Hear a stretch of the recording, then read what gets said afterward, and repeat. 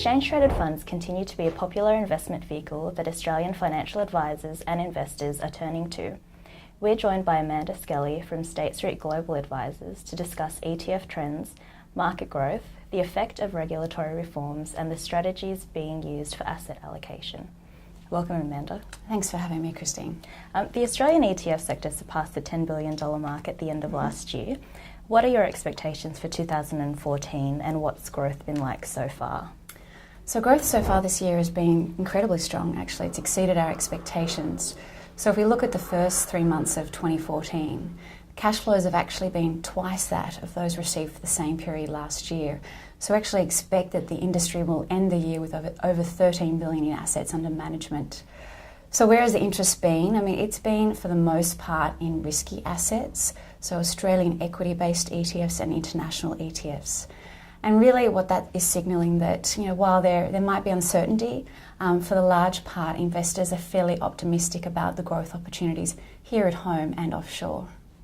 And have you seen a big change in regards to the way advisors are using ETFs now compared to 12 to 24 months ago, particularly as the product set and asset classes have expanded?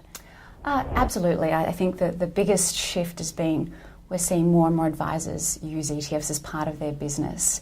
So if you look at the last 2 years in the ETF industry, we started with Aussie equity-based ETFs. We had some international equity ETFs, but since then we now have bond ETFs. We have Australian property, we have global property, we have global income strategies. So what this has really enabled an advisor to do is, if they want, they can build an entire portfolio of ETFs. Now, are advisors doing this? For the most part, not. Some certainly are.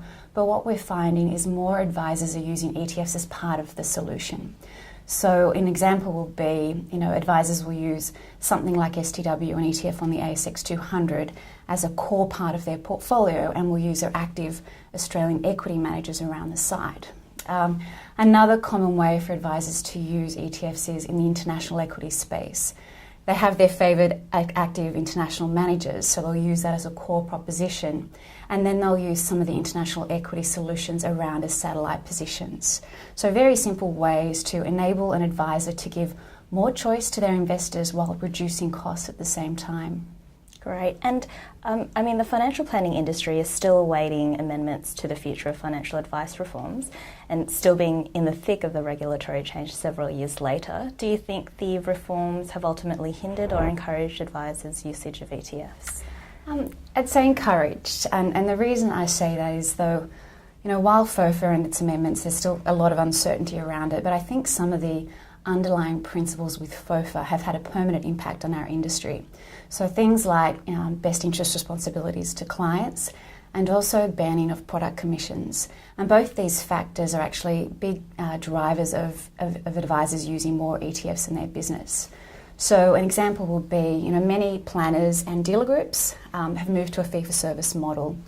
ETFs fit really well within that proposition because it's a way to use, within some of your portfolio, use ETFs to bring down those costs while at the same time enabling you to spend more time servicing your clients. So as I mentioned earlier, a lot of advisors will use ETFs as part of their solution with their actively managed funds. So if you are using ETFs as part of your solution, it really frees up more time focusing on those areas of active management that you favour and that that's your expertise, and spending more time working with your clients on those areas. Investors allocating into offshore investments has been a significant, though gradual, trend. Will this continue to be a key trend for the year in terms of flows, and what are some of the strategies for international asset allocation that are being adopted now? You're absolutely right. The trend to international has been there. And I think it's fair to say that trend to international investing has been within ETFs and managed funds. What is interesting is some of the research that we've seen shows that ETF investors firstly cite diversification as the reason they use ETFs, but secondly, access to overseas investments, which is really interesting because in other markets that probably wouldn't appear as the second highest. So investors are really embracing international equity ETFs to get that overseas exposure. So far this year, international equity ETFs still have received the lion's share of the cash flows. So where is that going? Primarily, we're seeing most investors and advisors favour those international equity ETFs that offer exposure to developed markets, so markets such as US equities, Europe and Japan. More recently, we're seeing some interest in those international equity ETFs that offer the ability to get growth and income. So, for a long time, many thought that international equity is all around growth. Well, actually, there are some pretty unique strategies to access growth and income in offshore markets, and that's been sort of a new trend that we're seeing play out currently. Are there any strategies we have yet to see that are being used overseas and will eventually be taken up by Australian advisors and investors? There are. The big story that we're seeing overseas is fixed income ETFs. Over the last couple of years, it's just grown dramatically. We still have really yet to see that trend play out here. And our range, while we do have Australian bond ETFs, it's fairly limited. So you can probably expect that to grow over the coming years. Two other big trends that we're seeing overseas is the growth of active ETFs and also the growth of advanced beta or smart beta ETFs. And again, as the Australian ETF market matures, we'll certainly see those trends come here as well. Great. And what are some of the benefits of ETFs to the tax-aware investor? Yeah, I like this question because I think we spend a lot of time focusing on benefits such as diversification, flexibility, low cost. But there are some tax benefits that sort of are important to talk about. Firstly, all Australian equity ETFs offer franking credits, an important perk of the Australian market. Secondly, ETFs can actually reduce the capital gains tax bill for many investors. So compared to managed funds, ETFs are generally lower turnover strategies. But also, with an ETF, investors are trading with each other on the exchange. So they're not trading with the underlying funds. So the fund doesn't have to sell as many companies to meet investor withdrawal requests. So the impact of that is less capital gains within the portfolio. And no one likes capital gains. So I think that is a really great benefit of ETFs. And then thirdly, ETFs do qualify for some of the capital gains tax concessions. So for investors holding them for longer than 12 months, they get the reduced capital gains tax benefit. Great. And what about smart investors and self-managed super funds? How can they build a solid foundation for an Australian shares portfolio? Yeah, so for smart investors and for many self-managed super fund investors, they generally do spend more time focusing on the direct share part of their portfolio. And, there are benefits of direct shares. So control is one, and also tax is another strong benefit of owning shares directly. But the challenge with choosing stocks directly is you can't get every call right. I'm yet to meet an investor or an advisor who has done that, and I'm sure most people would agree.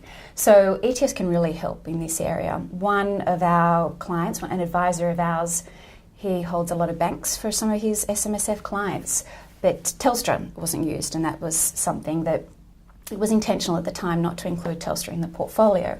But what this advisor actually had done is include an allocation to an ASX 200 ETF to sort of fill that gap. So when Telstra did well, he had exposure to Telstra within that ETF. So he wasn't entirely missing out on the opportunity.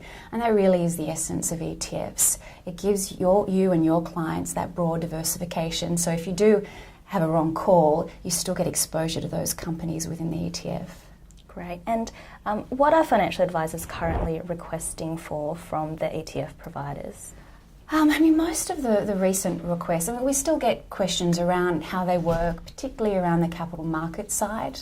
When you trade ETFs on screen, they don't look like other stocks a lot of the time. So we do spend a lot of time working through advisors on that there is a lot of liquidity that you may not necessarily see on screen. So that's an important area.